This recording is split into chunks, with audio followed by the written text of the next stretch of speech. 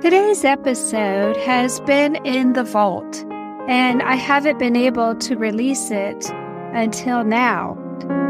It's such a dear conversation that I'm happy to release it now that I have the technical capability to bring it to you. I hope you enjoy it. We know that all of our suffering is temporary and this is going to pass, and we're here until God wants us home. And that's where we really bonded, I think, even on a deeper level than just being HLHS sisters.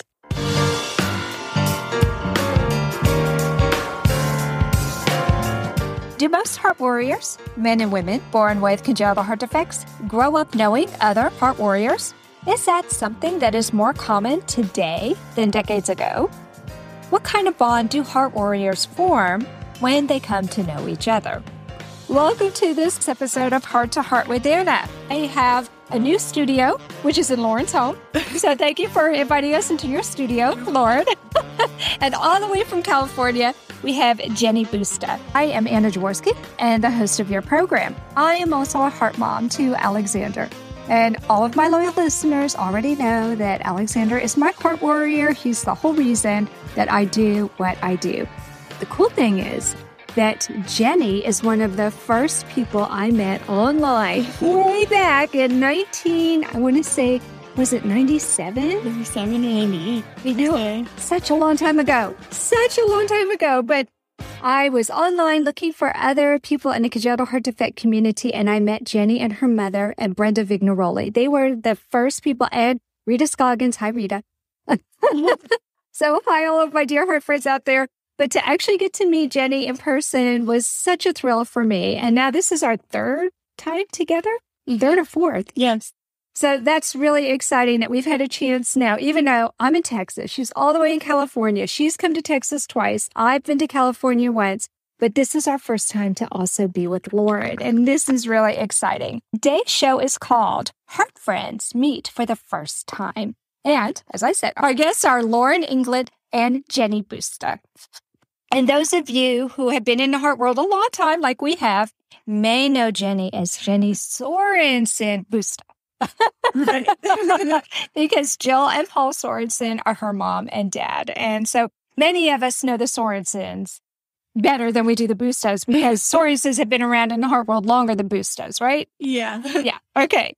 Today's show features two people from the heart world who have met for the first time face-to-face on this visit. And I'm really, really excited to have them. Jeni Busta and Lauren England were both born with hypoplastic left heart syndrome, also known as HLHS. In the first 2 years of life, they both underwent multiple surgeries to repair their hearts.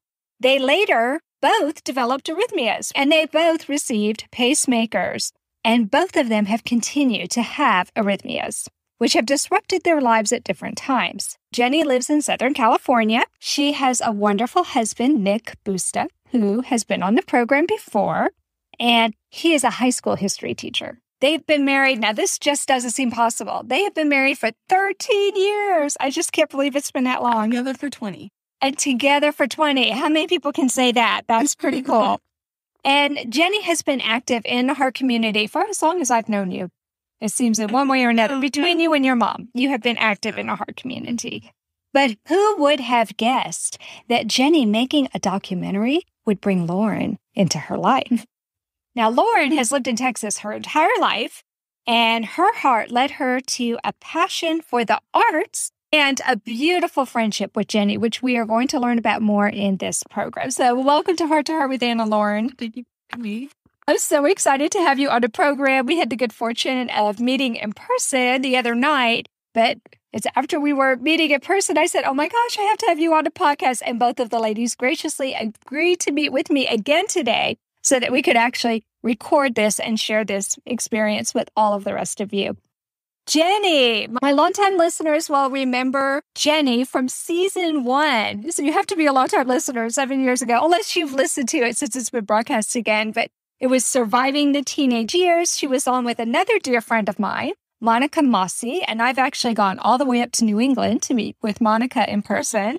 And I met the other guest, Tara McFadden, on the Hill for Lobby Day. That was really cool. So now I've met all three of you in person, which is really cool because 7 years ago, I hadn't met any of you. So that was super duper cool. And then you came back on again with her sweet husband. And we talked about marriage and what it was like to have Finding love. Finding love with CHD. I still love that show so much. And then just recently, she came back on the show. And this is related to you, Lauren. She came on the show to talk about an anniversary. And how many was it? 10 years, I think it was? It'll be 10 years April this year. Oh, my goodness. Yes, that she made this amazing documentary with her friend we call Boom, but that's not his real name. What is his real name? It's his camp name. Because that's in a camp. Yeah. Right. His real name is James Eric. That's right. James Eric. They call him that. I know, it doesn't feel right, does it? And James came on the program as well, and we got a chance to talk about the making of a documentary where Jeni was sweet enough to share her life story on a road trip. I mean, it was so cool. So we really got a behind-the-scenes picture of what it was like to make the documentary. We got to see Jeni meeting this sweet little girl who is now... She's 10. Oh, my gosh. It just doesn't seem possible. Oh, my gosh. It just doesn't seem possible. So for any of you who are listening to this, who haven't had a chance to hear these episodes, I will have the links in the show notes. And the show notes, for any of you who don't know, is just the description of the show. So at the very bottom, at the end, I'll say other shows that we mentioned, and it'll have a direct link. And that way you'll be able to listen to those shows. Because I know once you hear Jeni, you're going to want to know more. Because today's show is very specifically about Jeni and Lauren. Welcome back to Heart with Anna. It's only been a year, but welcome back. And this is so much fun to get a chance to meet you and your girlfriends. Yes. Okay. Well, let's get right into it. And Jeni, we'll start with you. So talk to me about what your childhood was like growing up with a congenital heart defect, and tell me about when you did start meeting people who had congenital heart defects like you. Well, as long as I remember, like my mom was always involved in some way or another. She had a support group called Treasured Hearts Support Group, and it was just a local group in Ventura County, and I would babysit the kids while they had their meetings. Doctors would come and speak, or other people like that. So that's where I really started wanting to do more, like in my future with the heart community, CHD especially. And then it wasn't until I was about 10, I started going to a heart camp that I've mentioned in the past episodes. And that's where I really started meeting people like myself who had scars on their chest. And it was just so unique and amazing. Because they were people your age and older. Exactly. Whereas with the group your mom started, they were all little. People were looking up to me, and it was more like, oh, you're my age. You have medicines to take. And you know what it's like to lay in a hospital bed. Really. And you weren't with your mom. You were all by yourself. And that was the first time of it. I know. So excited. So when I started to work on my book called The Heart of a Mother, that was one of the ways that your mom, Jill, and I became friends, was because she was one of the writers. And I was specifically looking to put together a chapter about milestones. And this was something that was really, really important to me. My son was still very young. He wasn't even in the double digits yet. And I wanted to know, will my son be able to drive a car? Will he ever have a girlfriend? Will he ever go to college? Will he survive that long? Because when my son's heart defect was diagnosed, I was told he was probably not going to survive the first year. And then they said, well, he probably won't survive to age 5. So to make it to double digits, that was huge, right? I don't know. Did your parents get told anything like that? I can't remember specific. Yeah. Well, that's good. That's good because no parent should be told what I was told. It's so heartbreaking. That I would most likely need a transplant by the age of 30. Oh, did they? I'm still 30. I'm 35. So. Yeah, and no transplant. So that's pretty cool. So you have defied the odds. Okay. So let's just say I had a really big party when I turned 30. And I wasn't invited? What's up with that, Jeni? How about 40? Okay. You got it. You got it. Okay. That sounds good. That sounds really good. And Lauren will be there too. It'll be a big party. Okay, Lauren, what about you? So Jeni grew up surrounded by kids younger than her. And then at age 10, she went off to camp and finally saw kids her age and older. even some camp counselors, right? Yes. So that was a huge influence on your life, I know. Did you also grow up knowing people like you who had heart defects? No, so my experience was actually completely different than Jeni's in the sense that up until my 9th grade year, really, I lived a pretty my normal kind of life. And I didn't really meet any other people with CHD. I didn't have a community of CHD people, but at that time, it didn't really matter that much to me. I enjoyed the life that I had, but whenever I reached adulthood around the age 21, that was when I really started needing support. So let me ask, it sounds to me that you led a life similar to Alexander in that Alex's first surgeries were before he was even 1 year of age. He didn't even remember them. So it wasn't until he had to have a Fontan revision that all of a sudden all this stuff Mom had been talking about for years kind of came to the forefront of his mind because he couldn't remember any of his surgeries. Yes, he had to go see the cardiologist, but that wasn't a huge big deal. It was when he had to have a Fontan revision that all of a sudden this seemed very, very different. Is that kind of how your life was as well? Yeah, I would say similar in the sense of I was always aware that I was different, that I had this condition where the other kids would say, why does she get to sit out of running? Or when she gets special treatment? But at the same time, that was the extent of it, or I would get more tired easier than other kids. But I knew it was something big. But when the first episode of SVT, that's when everything got really real. So for those of you who don't know what SVT is, that's supraventricular tachycardia. And that's when your heart starts beating way too fast. And we need it to not beat that fast, right?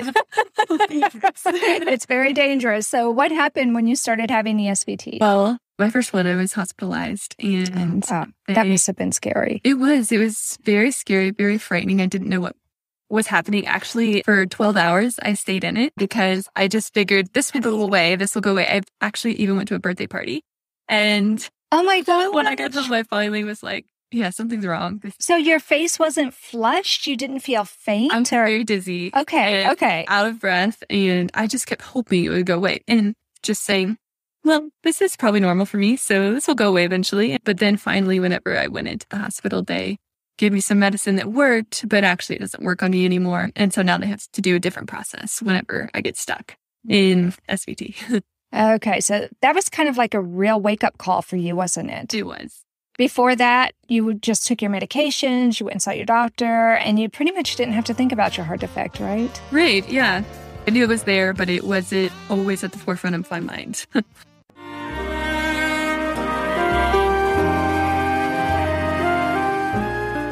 Home Tonight Forever by the Baby Blue Sound Collective. I think what I love so much about this CD is that some of the songs were inspired by the patients. Many listeners will understand many of the different songs and what they've been inspired by. Our new album will be available on iTunes, Amazon.com, Spotify. I love the fact that the proceeds from this CD are actually going to help those with congenital heart defects. Enjoy the music. Home Tonight Forever.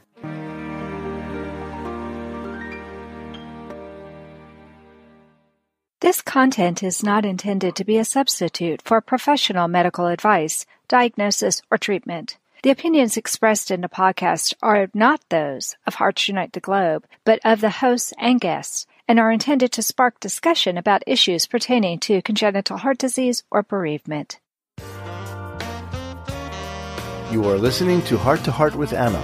If you have a question or comment that you would like addressed on our show, please send an email to Anna Jaworski at anna@hearttoheartwithanna.com. That's anna@hearttoheartwithanna.com. Now, back to Heart with Anna. We learned a little bit about their heart defects. Why don't you girls tell us about how you actually met? So around age 21 was when I mentioned earlier that I really started just needing support because there was no one around me who was like me or was experiencing the weird symptoms I was or knew what it was like to be an adult with this weird heart condition. So let me stop you for just a second because I drove to meet you here. Yeah. And you're really close to Houston. There's got to be a lot of people here in the Houston area who have a heart defect. Was there no support group that you and your family belong to? There wasn't. It's just never something I looked into. I'm sure there's plenty of things, but I never even knew a CHD community really existed. Okay. And so I just got on the internet and I just typed in HLHS adults And now this was 7 years ago, right? That's right. Okay, so 7 years ago, folks, it wasn't like it was last year. So, okay, just so people know. Okay, so 7 years ago, you typed in HLHS. Yes, and just kind of came across some people, and in that process, through searching, I came across Jeni's documentary, Journey's Beginning. And I found the Facebook page for it, reached out to that page, and boom, who y'all mentioned earlier, actually put Jeni and I in contact. And that was when we first initially met online. That is so cool. That is so cool. So you guys owe Boom a big thank you. We do. Thank you, Boom. I love that. I love that. That's so awesome. Okay, so Jeni, were you surprised to have this young woman reaching out to you, or did you have a lot of people reaching out to you because of the documentary? Not just because of the documentary, but I, again, Like have had people reach out to me my whole life. But what really stuck out for me meeting Lauren was we really connected on a deeper level because of our faith. And we have the same world views, and we know that all of our suffering is temporary, and this is going to pass. And we're here until God wants us home. And that's where we really bonded, I think, even on a deeper level than just being HLHS sisters. Right. I love that. I Yeah. love that. So HLHS sisters, so Yes. heart sisters forever, but also knowing because of your faith Yeah. that even after life on this planet ceases, you're not going to stop being sisters. You'll just go to the next plane together. I love that. I love that. You both do have HLHS. Do you both have the Fontan? Yes. Okay, so does just having that similar number of surgeries, you both had pacemakers, did all of those common experiences also bring you closer together? Oh, most definitely. Especially, I would say the arrhythmia, because not every HLHSer has arrhythmia, and it was very life-changing, that specific issue. And not saying it's any easier not having or having it, but just saying that it's different. And to be able to experience that with someone who knows what it's like and to talk that through. There's been many times that I called her or texted her, like, oh, pray for me. I'm feeling tired or sick. We'll just FaceTime together or just... Because she knows what it feels like. Yeah, exactly. And not everybody who has a pacemaker is like you guys, because not everybody has a Fontan heart. For most people, having a pacemaker isn't easier. I hate to use the word easier. I'm using those air quotes because everything is relative when you're talking stuff in the heart world. But for most people, it's not an open heart procedure. But for a Fontaner, having a pacemaker is an open heart procedure. So that right there makes it a much more complicated situation. And worrying about the leads breaking and all those things that you have to worry about. Yes, yeah, for sure. But yeah, I'm on my 5th pacemaker, and I'll probably be getting another surgery in the next year or so. But with Lauren, she's a little different in that, yes, she does have a pacemaker, but it's been disconnected. So it's been non-functioning since I was in elementary school. So that's just amazing to me that you have that device inside you and it's just sitting there. just kind of waiting around for something. Do you think that it will ever be reactivated, or if you do need a pacer, that they'll put something brand new in you? If I do ever need one, it will have to be a replacement. And it'll probably be a lot smaller. Yeah, because the problem was the leads that don't work anymore. Right, Yeah. right. And what about you, Jeni? I know that you got your first pacemaker. You were young. I was 3. Wow. 3. It's been a long time, but you've had the same wires. That just amazes They've me. never changed the wires. Okay, so they've never changed the wires, but have they changed the devices? Okay, so they've changed the devices 5 times. Wow. So you've had 5 different kinds of pacemakers. That's just amazing to me. And now we're looking at number 6. Yes. Next year or so. I battery right now. Sounds so good. That's yeah. I had a battery one day. Just recharge it. Like, right by the day that I could just plug myself in the wall. That would really be nice. Okay, I'm looking forward to that day. That is too much. That is just too much. Well, talk to us about some of the things that you've learned from each other, because it sounds like it's give and take, even though Jeni's a little bit older, and she's not a whole lot older, but what, 7 years older? When you're 28, she's 35. Yeah. So that would be 7. Neither of us are good at math. Okay, so there's 7 years difference, but you were saying that you call her and ask her to pray for you, and she has reached out to you. So it's not just a one-way street. It sounds like it's definitely mutually beneficial. Yeah, a mutually beneficial friendship. Tell me what you've learned from your friendship with Lauren.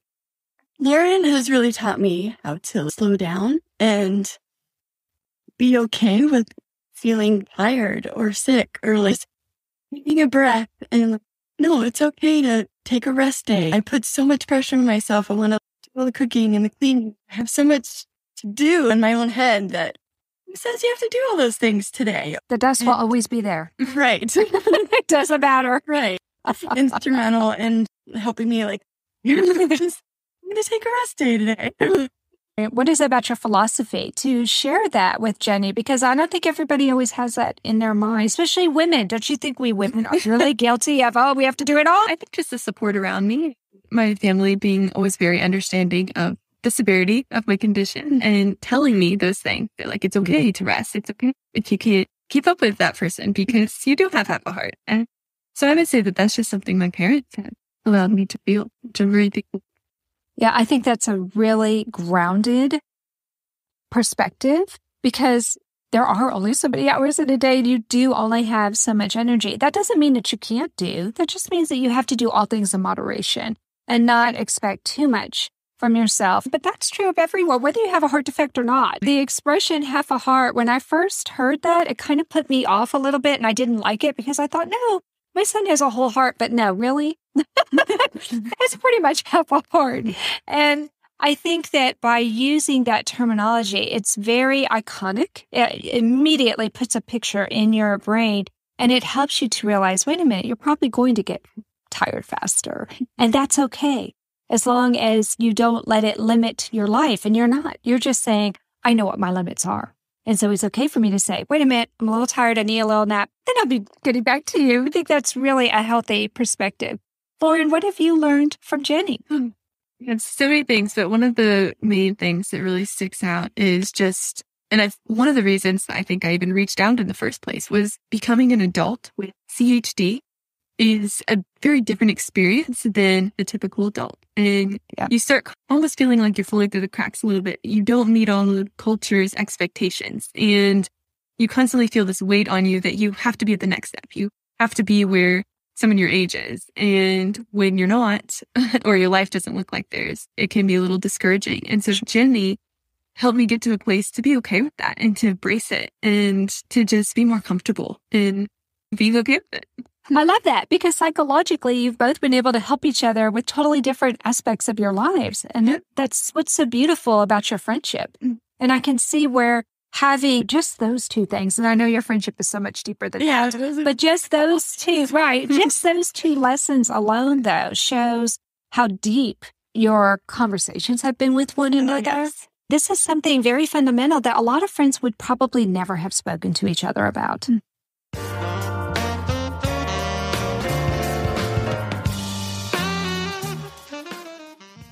Anna Jaworski has written several books to empower the congenital heart defect or CHD community. These books can be found at Amazon.com or at her website, www.babyheartspress.com. Her bestseller is The Heart of a Mother, an anthology of stories written by women for women in the CHD community. Anna's other books, My Brother Needs an Operation, The Heart of a Father, and Hypoplastic Left Heart Syndrome, a handbook for parents, will help you understand that you are not alone.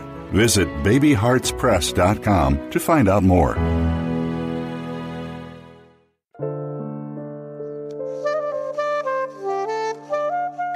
Heart to Heart with Anna is a presentation of Hearts Unite the Globe and is part of the Hug Podcast Network. Hearts Unite the Globe is a non-profit organization devoted to providing resources to the congenital heart defect community to uplift, empower, and enrich the lives of our community members. If you would like access to free resources pertaining to the CHD community, please visit our website at www.congenitalheartdefects.com for information about CHD, the hospitals that treat children with CHD, summer camps for CHD survivors, and much, much more. So we just talked about how having your CHDs influenced your friendship. But now I would like for you to share with all of us how having your CHDs and knowing each other and being friends, how it has made the hard times a little bit less hard. And I'm going to start with you this time. Okay. Yeah. No, it's definitely made the hard times a lot less hard because knowing Jeni, she's walking through all the same experiences I'm walking through. I don't have to explain to her how I feel. She just knows and she's felt it. And so I know that she understands and can just encourage me in that. And that's just been a huge blessing in the hard times to just have commonality. I love that. That's so sweet. Okay, what about you, Jeni? Lauren, you said it so well the other day in that she just gets it. And she said something. I live tired. And I said, yes. I am always tired. It's different levels of tired. She just gets that. And I love that about her. And it makes our bond so much deeper. My Mondays are bright. Every Monday we talk for hours on FaceTime. And she's my Monday. Like, oh my gosh, that's so awesome. Just, okay, I want to talk to Lauren today. And like, that's my whole day because it's so important for me to keep that bond and just to grow it and to take care of it. Is that why it was important for you to come to Texas? Most definitely. Now, I know there are a lot of people who might be freaking out because we're still hyper aware of COVID-19. Yeah. Has that affected your relationship at all? Really, we talk about it a lot, how it affects us in our daily lives and the decisions that we make, and just trying to be careful. Use wisdom. Yeah, that's all we can do. Did you have to postpone this get-together? Or was this exactly when you had planned on doing it? Yeah. So that's great. I was actually hoping to meet her in November because I had hoped to go to California for a conference, but that didn't happen because of the pandemic. So then she decided to come this way. Okay, I'm not going to wait anymore. Oh my gosh. Okay, so the pandemic did affect when you were supposed to meet. Yes. Okay, because I know it has affected so many people with their travel plans and with their expectations. I'm so excited that you've been able to meet a person, but why don't you tell us all what's next? What do you have planned for the future as far as your friendship? For now, Monday. Yeah. I love Monday for Mondays. Yeah. FaceTime Mondays, and he will be celebrating quite the milestone next year, age 30. So I definitely want to try and come back for that to celebrate with her because so maybe we'll come back over the summer and see you and see more people. That's right. Because there were some other people here in Texas that didn't get a chance to see. Right. So, Katie, we missed you. Kayla, next time, Katie, you get to be part of this. You could be in. And the baby too, of course, because I can't wait to see the baby. Before we conclude the show, which this has gone way too fast, hasn't it, girls? Yeah. It has gone way too fast. But I want to get advice from you. What advice do you have for a heart warrior who's out there as far as taking that chance, going out and meeting that person who you've maybe only talked to online? I know a lot of people are afraid to meet people that they've only met online. I would just say the more open you can be, as hard as that may be, if you're super shy, the better, because then the other person will be more comfortable in sharing their hardships and their struggles. We can have a better connection. Yes. First, going off and then just building. I think being open is imperative, don't you? You know, it's so hard. It is so hard, especially if you were bullied. And this is something that we've talked about before, that when you're bullied as a child, you automatically build some walls to try and protect yourself. And when you're talking about something as sensitive as your heart and heart surgeries and medications and procedures, it can be easy to just kind of lock that away inside of you. But by opening yourself to another person who's experienced the same thing. And that's what I did and I think heart camp really helped me do that. Right. Because I probably would have been closed up and really not wanting to share anything, but just being around people like me really jump-started my involvement in the heart community and being able to share my story and just using that to heal, the scars from all that in the past. And then meeting her has just been icing on the Absolutely. And one of the things that I love, and just because I've known you for such a long time, is that not only did you go to the camp and enjoy it as a kid, you became a counselor yourself. Yes. And I was supposed to go over the summer, but COVID. I know, COVID's messed up so many things. Okay, so Lauren, what advice would you have for a heart warrior who's wondering if maybe they should meet another heart warrior? Well, to echo off of what Jen said, I will say if you're shy and introverted, like I was, to still be willing, like Jeni said, to open yourself out, to put yourself out there. Jeni was really patient with me and always so kind and poking at me and asking me where. It took a while for me to open up. But yeah, I guess my advice after Jeni's would just be also to know that you don't have to meet in person right away. We built this friendship over 7 years and we've gained a lot of trust. We FaceTimed so many Mondays and Jeni would be cooking dinner. I got to meet her husband over FaceTime. So there was, we have each other's, we had breakfast with her family. I met all her family members. So there was a lot of trust built up because as much as you can be in someone's life without actually meeting them and knowing them, we were in each other's lives. And so I would just say that, know that you can still form a really deep bond before you meet up. And then it makes the meeting up all the more exciting. Right, because you already know each other. Exactly. Yeah. So how did it go from almost, I'm a fan, I want to get to know you, to having Mondays where you FaceTime with each other? Was it first writing emails back and forth to each other, or how was it that you transitioned? Because that's a pretty big transition. From being put together by a stranger, thanks again, boom, to all of a sudden, you really are heart sisters. We are. Yeah. Mm-hmm. Well, I will say from the beginning, Jeni was the only person I'd reached out to who we just automatically clicked. We had so many things besides just our heart in common that we would send messages that were pages long to each other. We finally went, we can't keep writing these long messages. Do you want to try some that? And from there, it just grew because it was like, oh, one FaceTime call a week or a month isn't working. We need to amp this up. And so it just kind of continued to grow. Yeah. And we went through seasons where like, oh, I can't FaceTime over the summer because Nick gets home. Like, no, I'm not going to do that anymore. I miss Lauren. Like, I just need to, and that was me being stubborn. And like, just. Yeah. So there were seasons where we weren't as involved. Yeah. Whereas in much communication. Right. It's grown over. I'm not for that. And yeah, she's definitely one of my big priorities of the week. Well, what I love when we had dinner the other night together was how we said, you know that you're a good friend when you can go for a couple of weeks or months or even years and not be in touch and then pick up the phone and it's just like, it was yesterday. It happened. Yeah, it would. Neither of us were upset. We were just like, yeah, that's happened. Suddenly, let's continue on. Yes. Right. Oh, I love that so much. One of really fun facts. Okay. When we met online, Jeni was 28 years old. And then now when we met in person, I am now 28 years old. That's awesome. I thought you were going to wait till when you're 35 to see each other again.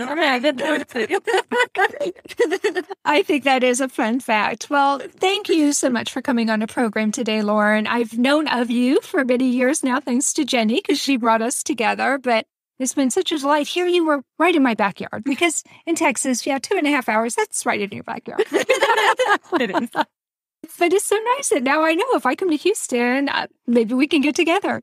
Well, thank you so much. It's been so wonderful just meeting you in person and just getting to be on your show. This has been a lot of fun. And Jeni, oh my God, you helped me launch this show. So excited to be in person and interview instead of Zoom or Skype. Can you hear me? No, I can't hear you. The frustration, just the person to person is just amazing. It's so much more fun. Yeah. I wish Nick were here too. I know, me too. Because he would have solved all of our technical problems. You did not. We miss you. We were here for 2 hours before this.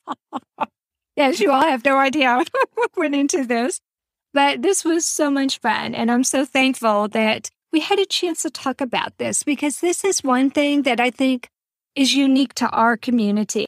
When people get together, it is like you're a brother or sister, whether it's two heart moms together. And I have not had a chance to meet Lauren's mother to the degree that I want to. And I have a feeling over time, she and I will start to feel like heart sisters as well because there's just that common bond. I had to hand my son over to a surgeon. She had to hand her daughter over to a surgeon.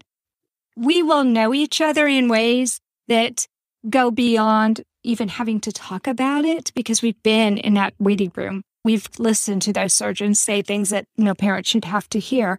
That just helps you to form a really close bond. So I'm looking forward to getting to know your parents a little bit better. But just witnessing these two young ladies meeting and how their friendship has developed, I want to encourage those of you who are in the heart community, if you've been afraid to reach out to somebody, don't be afraid. Nobody understands you like somebody who has had surgeries like you have, who's taught to doctors like you have. It really is a special and unique experience, but other people have that special and unique experience too, and then that means that they can understand you without you even having to say a word. So take a lesson from these two beautiful ladies and put away your fear. Take down some of those walls and open up, and I think you'll have a rewarding relationship just like Lauren and just like Jeni. So that does conclude this episode of Heart to Heart with Jeni. Thanks for joining us today. Thank you so much for all of my patrons. This is especially for you. I drove all the way to Katy to do this. Have a great day. And remember, my friends, you are not alone. Thank you again for joining us this week. We hope you have become inspired and empowered to become an advocate for the congenital heart community. Heart to Heart with Anna with your host, Anna Jaworski, can be heard at any time wherever you get your podcasts. A new episode is released every Tuesday from noon Eastern Time.